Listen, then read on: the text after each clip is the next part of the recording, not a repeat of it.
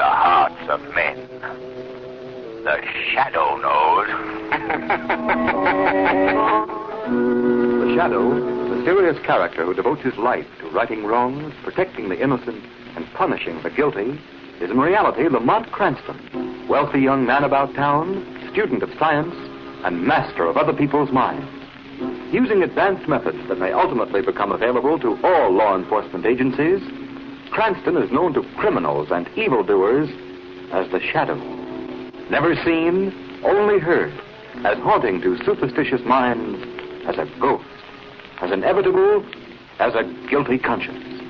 Cranston's friend and companion, the lovely Margot Lane, is the only person who knows to whom the unseen voice belongs. Today's story, Murder in E-flat.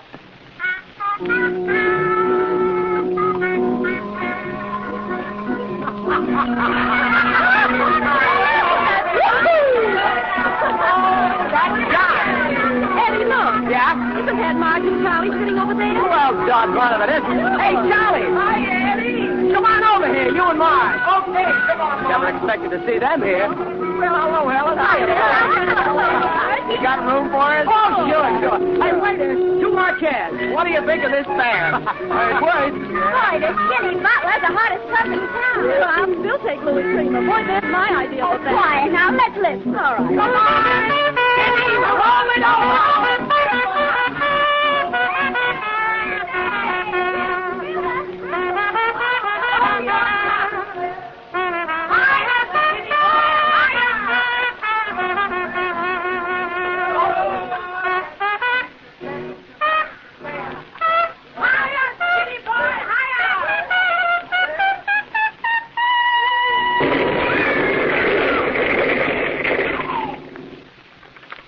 Hello?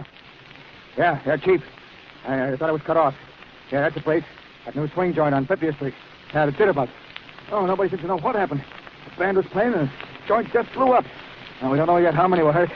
Our thing was, we found a note nailed over the bar. It'll make much sense, though. Read it? Yeah, sure, here it is.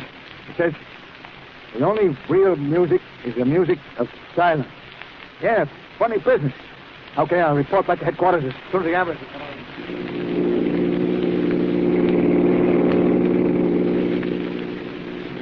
Go on, Henry. Pass that car in front. But, my dear, I can't without crossing that white line, and besides... Oh, now, then make him pull over. Oh, Henry, blow your horn. But you're not supposed to blow your horn in the city, my dear. You know that. The Anti-Noise Committee says... I don't care what the Anti-Noise Committee says. Blow your horn and make that fellow get over. Just as you say, my dear.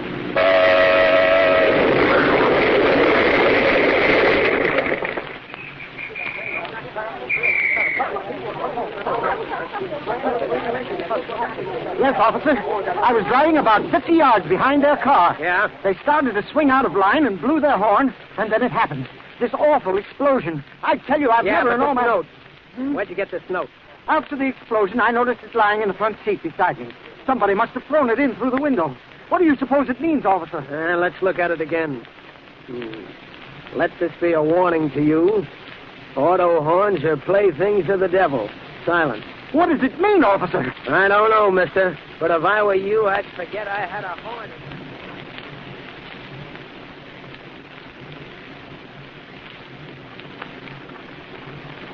You know, Margot, there's something very peculiar about these bombings. Mysterious explosions, I believe the paper here calls them. There's another one last night. You mean that freighter that blew up in the river? Yes, Lamont, I was reading about it. The paper says they found a note nailed to a nearby dock. Something about silence is the golden token of true peace. Odd. It sounds like some crank. Yes. Odd and sinister. Silence. That word has appeared in every note. Silence. The only other clue that has been found at all 3 bombings is a piece of U-shaped metal. Now, I wonder if... Margot. Yes, Lamont? You know what a tuning fork looks like, don't you? Why, certainly. It's shaped like a U. Exactly. A piece of metal shaped like a U. Look at this picture here in the paper. Divers found that in the hold of the bombed freighter. Yes, it certainly looks like a tuning fork, all right, but I don't see what... Neither do I, Margot. Yet I feel there's a link between the word silence, these tuning forks, and the bombings. Yes? And if there is a link, Margot, I've got a hunch that this city may be in for one of the most terrifying ordeals it has ever experienced. Then you believe there'll be more of these awful bombings? I don't know what to believe, Margot. I don't know what. Non-stop plane to Chicago, now ready at gate 4. Non-stop plane to Chicago, now ready at gate 4. Goodbye, John. Don't forget to wire me. Bye, dear. See you Thursday. Bye, Mother. Goodbye, son. I hope you have a smooth flight. Shall we go, Mary? Oh, let's wait, Mother. I love to watch them take off. John promised to wave from the plane. He's going to sit on this side. Well, just as you say, dear, but I must admit that the roar of those motors always makes me a bit nervous.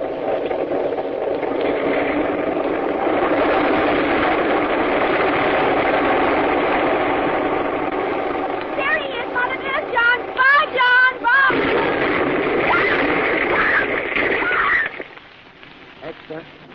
Extra. Read all about the latest mystery bombing. Note warning silence found at Central Airport. Extra. Latest mystery bombing baffles police. Sergeant, you say traffic officer O'Grady found this bomb? Yes, Commissioner Weston. It was stuck in a refuse basket. And this note here was pasted on the police phone box next to the basket. I see it. The roar of traffic is a roar of doom. Silence. That infernal word's been in every note we found. Yes, sir. What's the laboratory report, Sergeant? What explodes the bomb? The bomb's attached to a photoelectric cell. One of these here U-shaped pieces of metal like we've been finding at all the bombings. I see. Well, how's it work? Well, it's sort of like this, Commissioner. The laboratory says that this U-shaped piece of metal is a tuning fork, an E-flat tuning fork. Yes? Well, this here tuning fork is placed so that when the sound of E-flat vibrates, it breaks the light beam of the photoelectric cell that's attached to the bomb. And when the light beam is broken, the circuit's closed, the bomb goes off. I think I see what you mean. Just like your body breaks a light beam and opens the doors of somebody's new hotel. Yes, sir, yes. That's the idea. There were sounds reported just before each of those bombings. The sound of that trumpet, that auto horn, and that foghorn, and that freighter, and the noise of those airplane motors. Yes, sir. They could have done it all right. Whoever thought that one up is dumb, like Einstein. But I still don't get these notes, these warnings about silence. There must be some reason why... Hello, Commissioner Weston speaking. Hello, Commissioner. A shadow. Right you are, Commissioner. Well, what do you want? I'm busy, very busy, and I'm afraid I haven't any time for... I know, Commissioner. These bombings are getting a bit out of hand, aren't they? I suppose you know all about them. No, not all. These pieces of U-shaped metal you've been finding. Tuning forks, aren't they? How did you know that? Never mind. Aren't they? Yes. At least that's what our laboratory calls them. E-flat tuning forks, hooked up to a photoelectric cell attached to the bomb. When the sound vibrates the fork, it passes in front of the cell's light beam, and that closes the circuit and explodes the bomb. Very neat, eh, Commissioner? Very. Anything else I can do for you? Just one thing more, Commissioner. Yes? Do you realize what all this means? Why, Each of the notes has contained the word silence. You must broadcast a general warning to the city at once. Use the radio, use the newspapers. Use any means at your command. But warn the people immediately that there must be absolute silence until the murderer is caught. They must not play any musical instruments, blow their auto horns. In fact, they must not do anything to make a loud noise of any kind that might set off another of these tuning fork bombs. For the penalty may be death.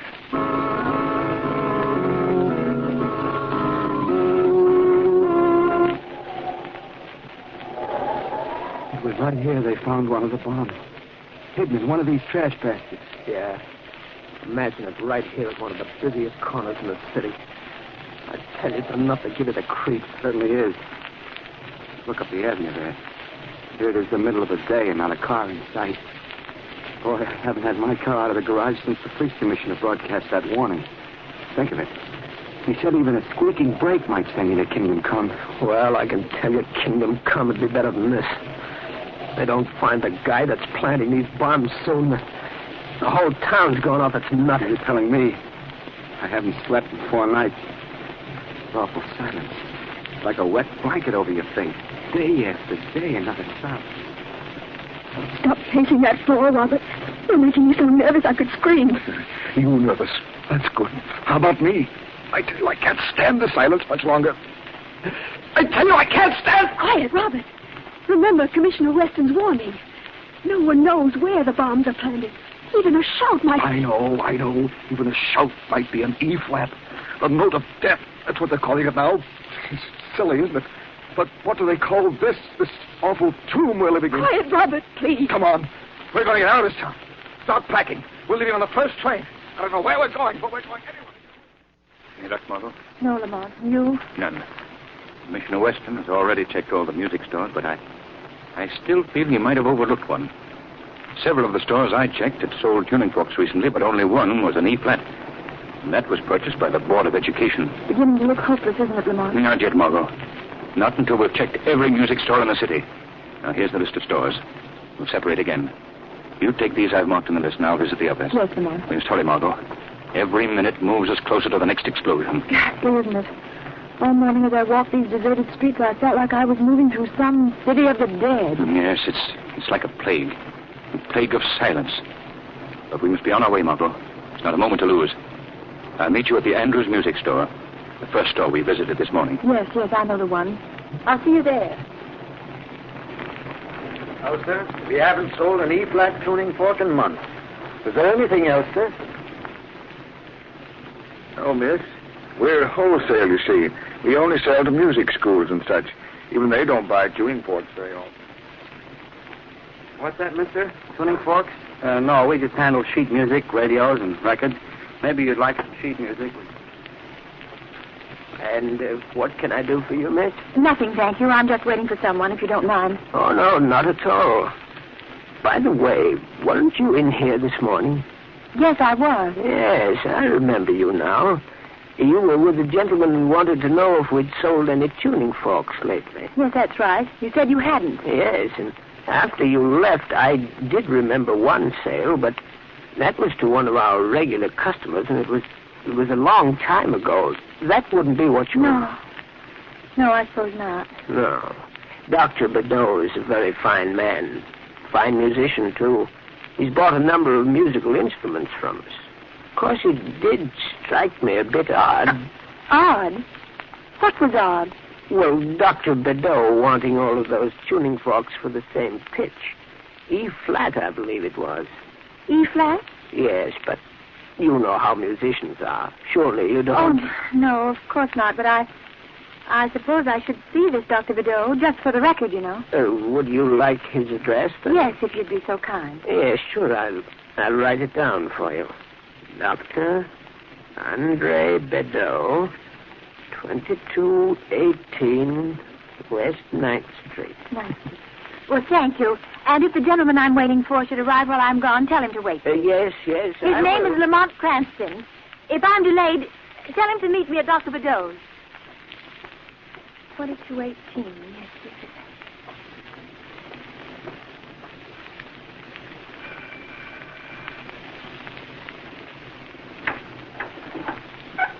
Yes? Dr. Bedeau? Yes, that is right. Dr. Bedeau, Doctor of Music, Bachelor of Arts. And you, my dear?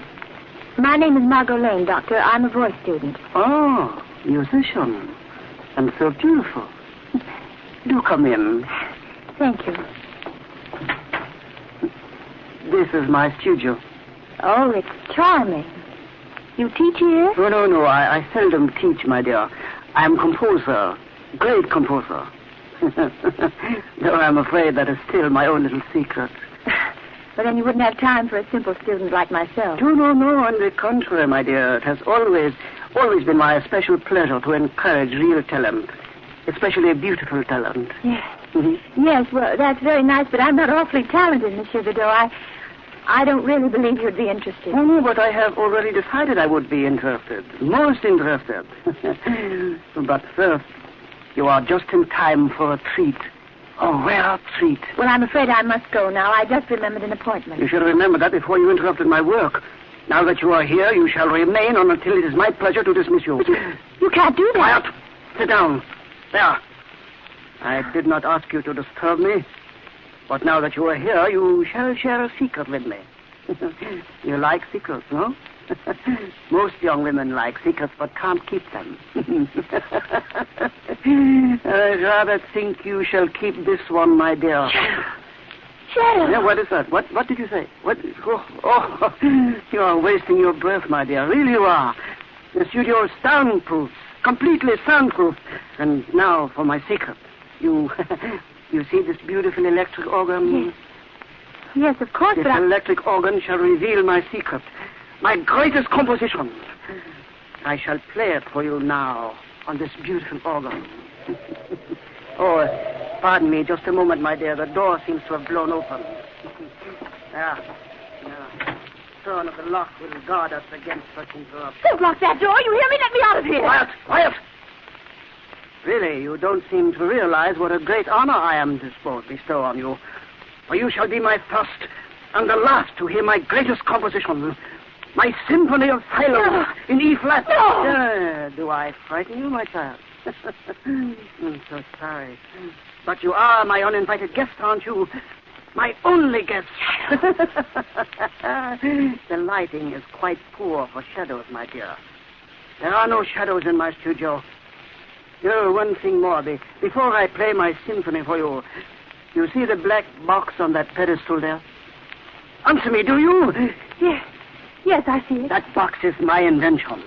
It is a bomb, the same as others I have placed about the city. And it shall permit you and me to die. You see, my dear, into the final climax of my symphony, I have written the final climax of life itself. Yeah, but enough of this program notes. Yeah, let us begin the performance. Yeah. Listen, my dear. Listen to the pale beauty of the whole tone. Truly a feast, isn't it? A feast for just the two of us. 3, Dr. Bedeau. 3 of us. Shadow, they told you where I was. 3. Yes, I remember now. Very clever of us, wasn't it, Bedeau? And another we planted behind the timer's bell in the sports armory. Oh, but of course. How stupid of me to forget. And the third in the Grand Terminal. 3 noisy places, without a doubt. Yeah, but noisy no longer. The city is as silent as a tomb. And so long as it remains silent, so too will the bombs. Yeah, but now my symphony reaches its climax. My work is finished. Listen to the compelling beauty of the finale. Hear those whole tones marching up. Yes! It is the work of a master. I, Bedeau, the greatest of them all. And now the final suspension. And the final resolution. The finality of my symphony in silence. In E flat!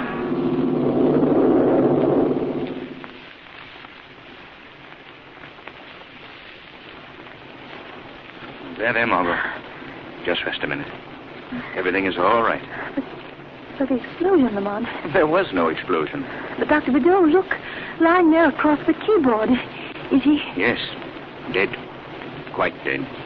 It was Bedeau's body pressing against the keyboard that caused the rumbling you thought was an explosion. But I still don't understand. What happened? All the time I was talking to Bedeau, I was standing beside the pedestal on which he placed the bomb. When he started to play the organ, I disconnected the photoelectric cell from the bomb, making it harmless. But Bedeau is dead. Heart failure, my dear Margot. A victim of his own hypnosis. He was so sure that the explosion would occur. Free! No, who speaks? I am the Shadow. The Shadow? Oh, yes, of course, my inner voice, my shadow. The shadow of my poor, weak conscience. Yeah, of course, Shadow, the 3 of us. Yes, that's right. We've had an exciting time lately, haven't we, Bedeau? You, the master. I, your shadow. Quite exciting, my shadow. And it has led us to victory. Yes, we have at last won our war on noise. The silent city pays tribute to our cause. But why, Bedeau? Why have we waged this war on the city? Why these bombings? Why this terror? You forget so soon. What a poor conscience you are, Shadow. Yeah. But once more, I will tell you. We have been waging the war of wars. The war for peace. For only the true peace is a simple peace of silence. Yes, Bedeau, but... Quiet, my conscience. Silence is the only way to fight the unhappiness in the world today. This world of ours with its war, its chaos, its noise. Yes, above all, its noise. How many of our bombs are still unexploded, Bedeau? How many? 3 throughout the city, my forgetful Shadow. and one here on the pedestal, waiting to play its part in my symphony of silence, waiting for me to play E flat. But the three in the city, Bedeau, where did we leave them? Oh, what a poor conscience you are, Shadow. One's conscience should not forget so often. Yeah, but I will forgive you. Don't you remember the one we left in the elevator shafts of the State Building? Yes. That it did, in his distorted mind. Oh, thank heaven it's all over. Yes, the symphony of silence is over. The terror is ended. Once more the city can return to its normal life. Once more its people are safe to work and play, laugh and cry, free from the terror that has nearly driven them mad. Yes, and once more man has learned that there is only one musician who can play the cosmic music of silence and sound. The master musician of them all, the composer of life itself. Let no man tempt you into crime. For crime is like a strangling serpent. It crushes him who feeds it most. Beware lest the serpent of crime ensnare you.